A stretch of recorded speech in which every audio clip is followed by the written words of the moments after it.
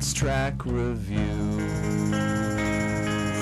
My needle drops. Anthony Fantano here, the internet's busiest music nerd.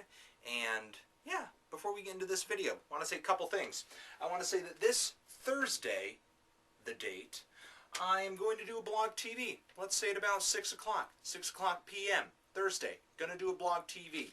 Couple hours, 1 or 2 hours. I would put it up here on the whiteboard, but as you can see, my marker is cached. This is Also, I want to say album of the week, Pink Floyd's Animals, because it's cool. Yeah. One more thing I would write up on the whiteboard right now is that we're past 3,500 subscribers. That's insane. I can't wait to get to 36. I'm freaking out. Freaking out. Alright, this is Track Reviews, where we talk about the latest in rock, pop, electronic, and experimental music of the independent persuasion. Thanks for being awesome. Thanks for watching. Anyway, picture, well, not really a picture. This is a single. Picture of the single that this track comes from. It's the first record that the band Blur has put out in 7 years. Of course, these guys being the band that wrote Song Number 2, second song, song 2, song number 2, song 2. Everyone knows that track. It really popularized these guys in the US. Dare I say it? Woo-hoo! And of course the frontman for that band, Damon Albarn, has gone on to make some fantastic music with Gorillaz. If you guys haven't checked out Plastic Beach, I did a review of that album earlier this year. Great LP, fantastic songs on it. You really got to be listening to that, especially if you like this song. Like I said, first record in 7 years. It's a single. Parlophone Records printed 1,000 copies of this single that the band put out sort of for Record Store Day, to sort of stand in solidarity with record stores around the world. And I do appreciate that. I do dig that sentiment, but still, should have printed more than 1,000. Not just for the fans, but to have more stuff for the record stores to sell. The record stores sell more money. You do more justice to the record stores. Good times. But I digress. The new single is called Fool's Day. Look for a link to it in the D box. Let's give a listen to it. Blur. Fool's Day. Bam.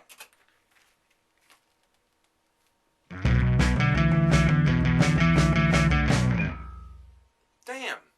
Good song. Good song. Damn. You know, the first thing that hit me about that track was just how gray it was. It felt like gray, there were clouds in the sky, there was rain, just a really gray day. But the thing is, the song itself wasn't gray, it kind of just played gray. Gray was the concept. It sort of seemed like it wanted to play with the idea of being boring and mundane and uneventful. The lyrics kind of talking about everyday life and things kind of slipping into just monotony and just apathy. It really felt like this track was just about to give up on life. But again, it was more of a concept than an actuality. It kind of reminded me of a less post-punk version of a track that I know, title right there because I can't remember in the top of my head, of a song on the first Gang of Four record. Just kind of, you know, play, oh, this is everyday life, this is just really played with this idea of bleakness. However, what made it so easy to latch onto that idea was the fact that the songwriting was so good. The track was so catchy. Great vocal melody there.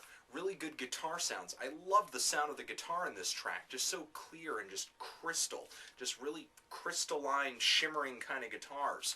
And just great drum sounds on there too. I loved how mechanical and just how straightforward and just how just plain the drum sounded. Really kind of played into the whole concept of the track. And even though it doesn't have a huge emphasis on reverb or vocals, it still feels really dreamy, kind of surreal, maybe like it's not actually happening. There are some really subtle moments of distortion and feedback in the background, just moments that you're going to catch upon repeated listens to this thing and really make it have a lot of replay power, in my opinion. The whole track is great. It's just really easy on the ears, easy to latch onto, easy to enjoy. They're taking everyday life, they're boiling it down to simply boredom, and then taking boredom, making it art, and then making boredom interesting. If that makes sense. I'm feeling a light 8 on this. I'm feeling a light to decent 8 on this. Really great track. I wish I had the single. I wish I had the little 45. But still, go down there in the D box, listen to this track. If you guys liked it, you guys hated it, tell me why. Anthony Fantano, Blur, forever.